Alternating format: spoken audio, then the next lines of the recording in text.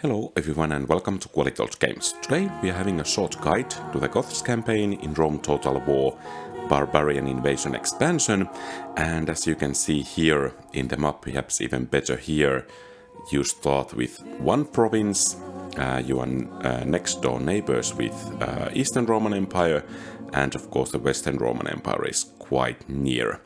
The good thing in the Goth start is that basically everyone is neutral towards you. So that makes it possible to forge trade agreements, alliances, and so on. And of course, you should make those according to your main objectives, which are to control 16 provinces and Constantinople and Rome. So basically an area from here to here and pretty much everything in between, and some other areas from Turkey, for example, as well.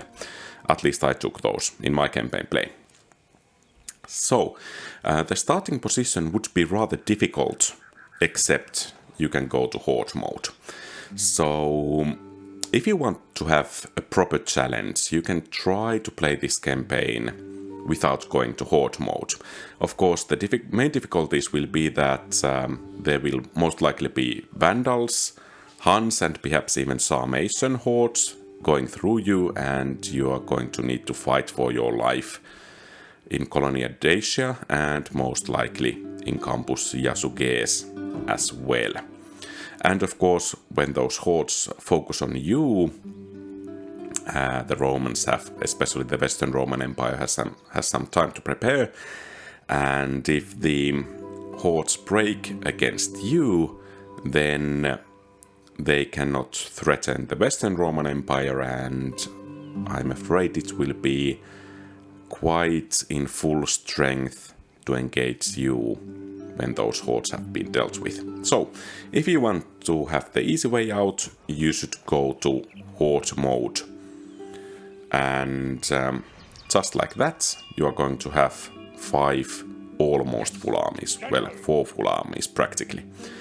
And of course, you have no upkeep. You can plunder some money. For example, you should begin from Colonia Dacia. And there you have some extra money quite quickly and nicely. And what to do with the Horde? I would suggest keeping the objectives of the campaign in mind.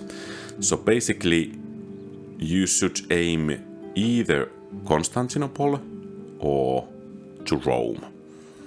And practically, since you capture your first settlement, the Horde will disband, so you should try to capture with these 5 armies at least 5 cities at the same time.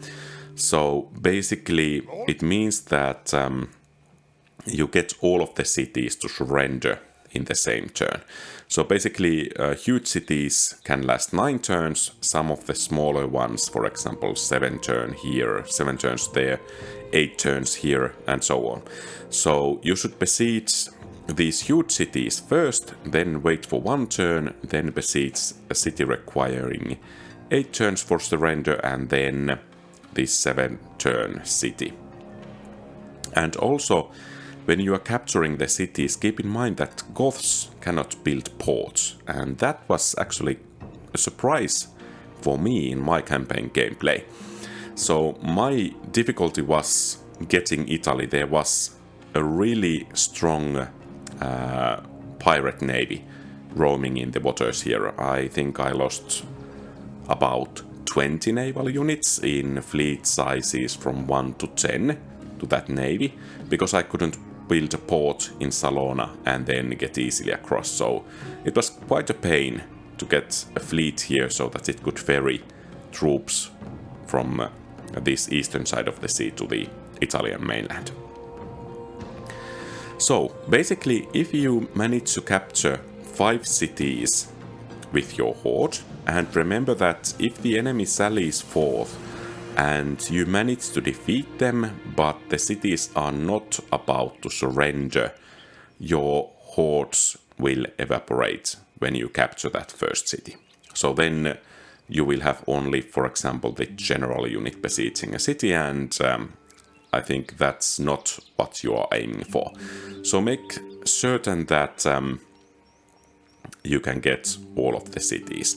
And of course, if you are attacking both Eastern Roman Empire cities and Western Roman Empire cities, keep in mind that after the Eastern Roman Empire turn ends, your hordes will dissipate, and then if the Western Roman Empire decides to attack to your besieging forces, you won't be having those horde units left.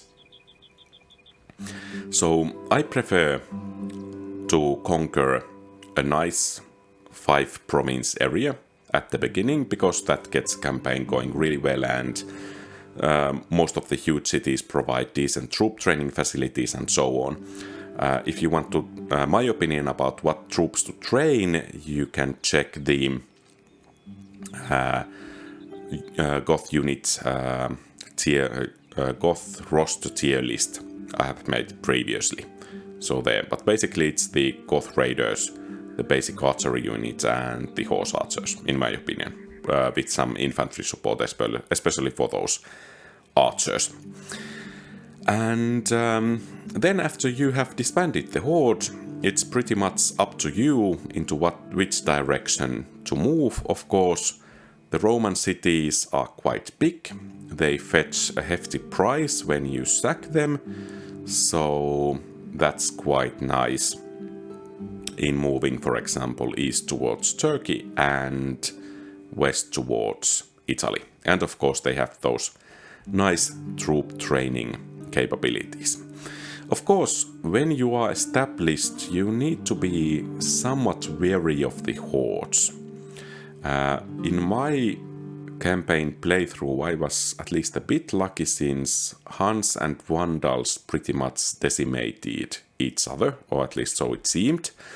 So I was kind of lucky, but you may end up fighting quite a few hordes. For example, Constantinople might be a target for at least one of the factions here, so you need to keep at least some defenses in reserve.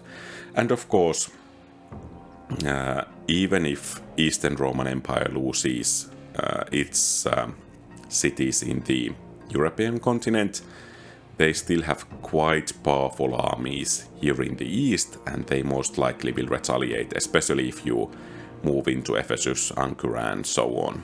So you need to prepare for some rather difficult resistance there as well.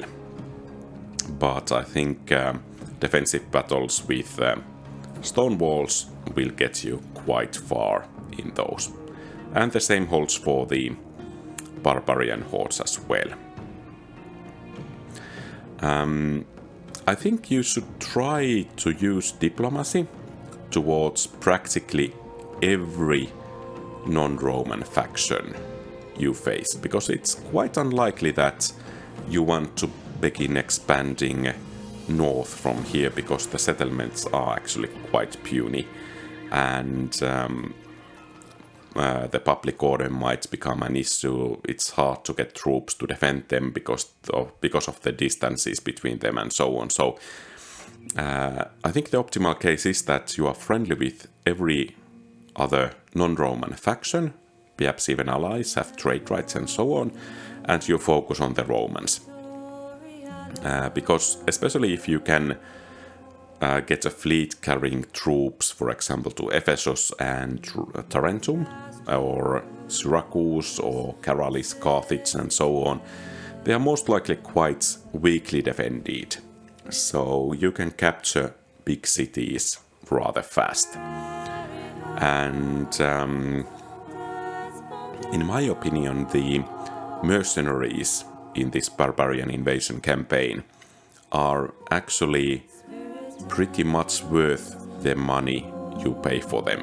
Of course, they are more expensive than the normal troops and so on, but they keep your attack going, And especially if you manage to sneak upon, for example, the Western Roman Empire in the Italy, then speed is of the essence before they can amass an army to face you. So with some speed and luck, you may be able to take all of the cities in Italy, perhaps excluding Rome because it's rather well defended usually. But you can take these before the enemy is starting to retaliate, and then these huge walls here, or large stone walls, will be very beneficial for you.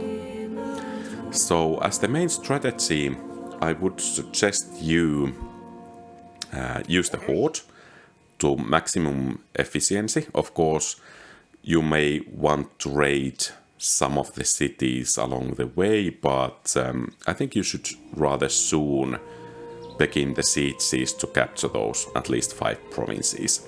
And after that, keep up the momentum against Romans especially, so you may be able to achieve victory before these barbarian hordes become a nuisance, and also before either of the Roman factions can mount a too effective resistance to you. So the initial estimate for the Goth campaign is easy, and I think with these tactics it will remain so. So, what do you think about this short guide? Do you agree or disagree? Feel free to post your opinion in the comment field below. Thank you very much for watching. If you liked the video, please leave a thumbs up and subscribe to the channel, and feel free to suggest further campaign plays I should undertake in Rome Total War or in some of its expansions. Have a great rest of the day. Quality Games out.